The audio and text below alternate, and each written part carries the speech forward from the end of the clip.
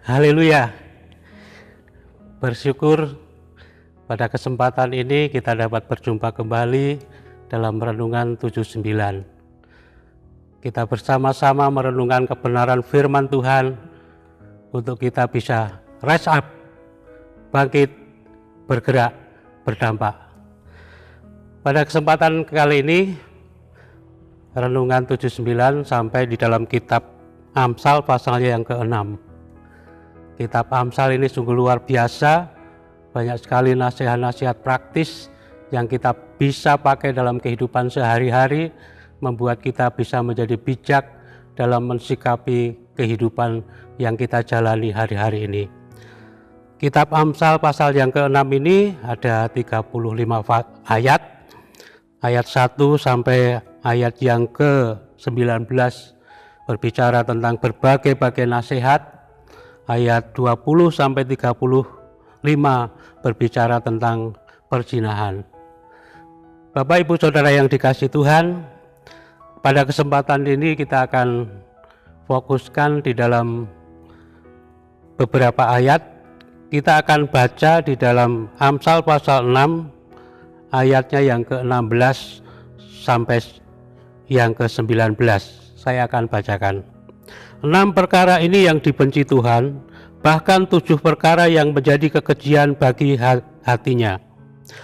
Mata sombong, lidah dusta, tangan yang menumpahkan darah orang yang tidak bersalah, hati yang membuat rencana-rencana jahat, kaki yang segera lari menuju kejahatan, seorang saksi dusta yang menyembur-nyemburkan kebohongan dan yang menimbulkan pertengkaran saudara.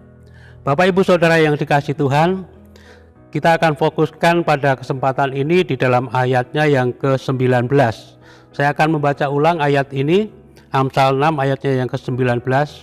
Seorang saksi dusta yang menyembur-nyemburkan kebohongan dan yang menimbulkan pertengkaran saudara. Oleh sebab itu pada kesempatan hari ini, kali ini kita akan memberi judul Berhentilah Bohong. Bapak Ibu Saudara yang dikasihi Tuhan, bohong itu sepertinya dosa yang dianggap biasa. Tetapi sesungguhnya Tuhan itu sangat membenci kebohongan itu. Ya, di dalam 10 hukum yang tertulis di dalam kitab Keluaran pasal yang ke-20, juga Ulangan pasal 5, di sana di dalamnya pada hukum ke-9 Tuhan mengatakan bahwa kita tidak boleh berdusta, kita tidak boleh berbohong. Ya, berbohong sepertinya dianggap biasa, dosa yang kayaknya tidak seperti dosa-dosa yang lain seperti mencuri, korupsi, merampok, membunuh.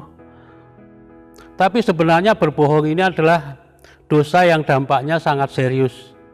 Ya, kalau kita masih ingat bahwa Hawa jatuh di dalam dosa karena kebohongan dari si ular, dari si iblis itu. Ya. Kebohongan juga dianggap dosa yang mungkin biasa, ya, sehingga seringkali tidak ada niatan yang kuat untuk sembuh dalam tanda kutip, ya. Tetapi Bapak Ibu yang dikasihi Tuhan, kita perlu waspada hari-hari ini di lingkungan kita, baik di dunia nyata maupun di dunia maya, banyak sekali kebohongan-kebohongan yang ada di sana, ya. Ada konten-konten yang bohong, ada berita-berita bohong, bahkan ada Injil-Injil yang bohong, Injil-Injil yang palsu, ya. Dan akibatnya sangatlah merugikan. Oleh sebab itu mari kita kaji lebih dalam tentang kebohongan ini. Saya akan bacakan sekali lagi di dalam Amsal pasal yang ke-6 ayat yang 19. Seorang saksi dusta yang menyembur-nyemburkan kebohongan dan yang menimbulkan pertengkaran. Artinya bahwa kebohongan ini menimbulkan dampak yang merugikan, serius, ya. Menimbulkan pertengkaran, perpecahan, keretakan di dalam komunitas, di dalam keluarga, bahkan di dalam gereja. Karena orang yang dibohongi itu akan merasa tidak nyaman, merasa jengkel, merasa sakit hati, sehingga meletakkan hubungan antara satu dengan yang lain. Kebohongan juga menunjukkan karakter manusia lama kita yang muncul kembali. Kita diharapkan bertumbuh ke arah Kristus, dan kebohongan ini menunjukkan manusia lama kita. Oleh sebab itu, mari Bapak Ibu Saudara yang dikasihi Tuhan, kita waspada terhadap dosa ini. Ya. Bahkan kebohongan yang dilakukan terus-menerus itu akan menjadi karakter. Orang akan mencap kita, memberi merek kita sebagai pembohong. Ya. Kita kehilangan status kita sebagai anak Tuhan. Ya. Coba kalau kita bandingkan di dalam Yohanes pasal 8 ayatnya yang ke-44, saya akan bacakan. Iblislah yang menjadi bapamu dan kamu ingin melakukannya. Keinginan-keinginan bapamu. Ia adalah pembunuh manusia sejak semula dan tidak hidup dalam kebenaran. Sebab di dalam dia tidak ada kebenaran. Apabila ia berkata dusta, ia berkata atas kehendaknya sendiri, sebab ia adalah pendusta dan bapa segala dusta. Jadi Bapak Ibu Saudara yang dikasihi Tuhan, ya, iblis adalah bapa pendusta. Jangan sampai kita menjadi pembohong, ya, kita kehilangan status kita sebagai anak Tuhan, ya, kita menjadi anak-anak iblis. Ya.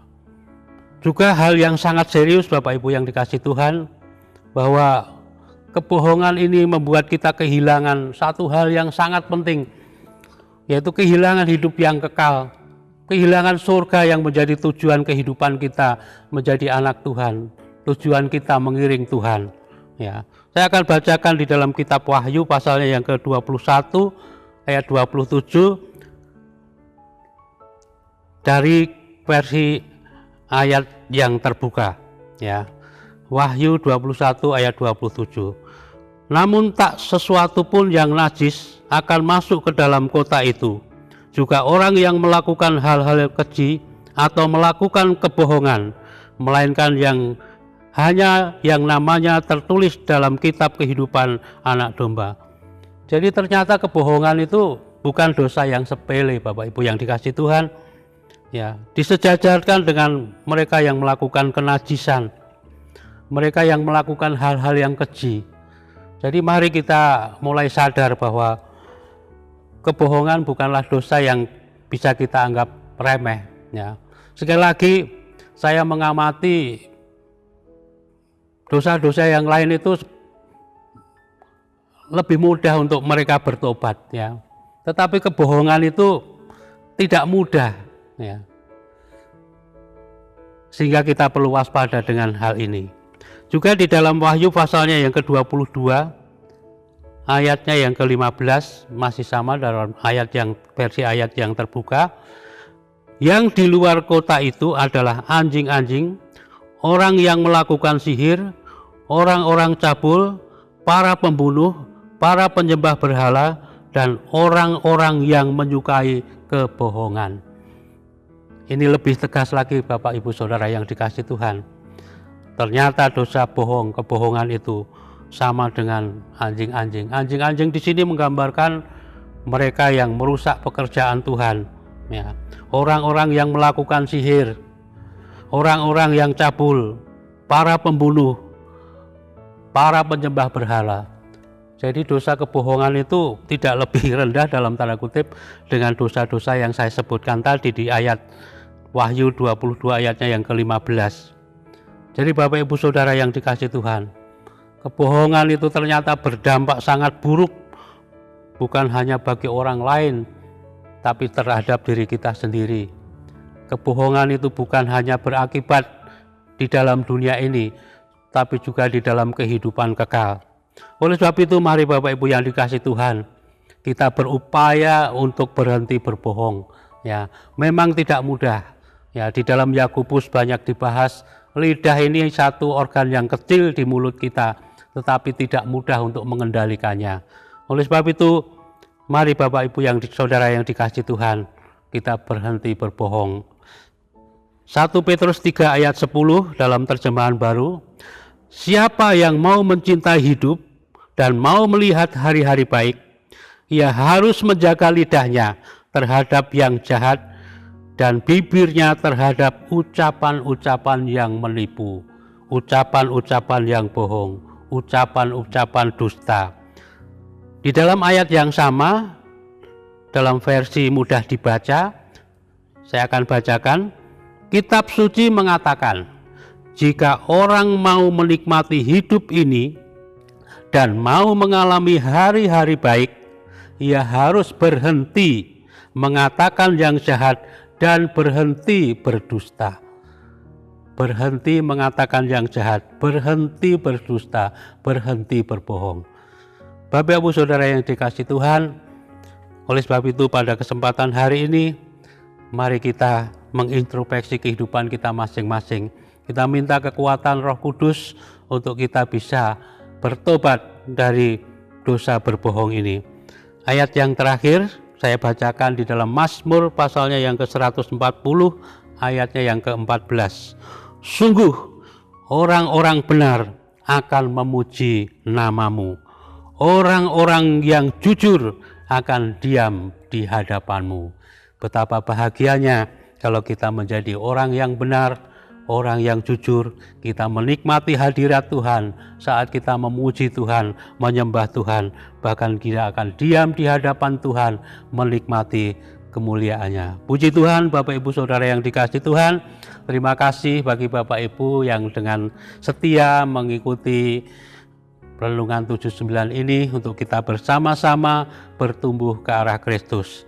Bagi Bapak Ibu yang menginginkan untuk didoakan atau berbagi kesaksian atas mujizat-mujizat Tuhan, pertolongan-pertolongan Tuhan yang sudah Bapak Ibu alami secara pribadi maupun di dalam keluarga, bisa disalurkan melalui chat WhatsApp pada 0813 2742 008. Puji Tuhan, kiranya Tuhan Yesus memberkati, kita diberi kekuatan untuk berkata jujur, lepas dari kebohongan. Mari kita akan berdoa, kita minta kekuatan Tuhan. Bapa di surga, kami mengucap syukur sebab segala kebaikan kemurahan Tuhan yang sudah kami nikmati sampai hari ini. Firman-Mu mengingatkan pada kesempatan ini Tuhan, untuk kami melepaskan diri, untuk kami bertobat dari dosa berbohong Tuhan. Karena kami tahu kebohongan-kebohongan akan menimbulkan banyak hal yang merugikan dalam pribadi kami, keluarga kami, gereja kami, juga masyarakat kami. Oleh sebab itu Tuhan, tolonglah kiranya Tuhan, kendalikan mulut kami, hati kami, pikiran kami, supaya kami berkata-kata jujur, sehingga kami boleh memberikan dampak yang baik di lingkungan dimanapun kami ada, khususnya di dalam keluarga kami masing-masing. Terima kasih Tuhan. Tuhan Yesus, janganlah kiranya kasih dan setia meninggalkan keluarga GPDI El Shaddai Magelang, melainkan dikalungkan pada leher dan dituliskan di hati. Kiranya keluarga GPDI El Shaddai Magelang mendapat kasih dan penghargaan dalam pandangan Allah dan manusia. Terima kasih Tuhan, kami mengucap syukur di dalam berkat nama Tuhan Yesus Kristus. Haleluya. Amin.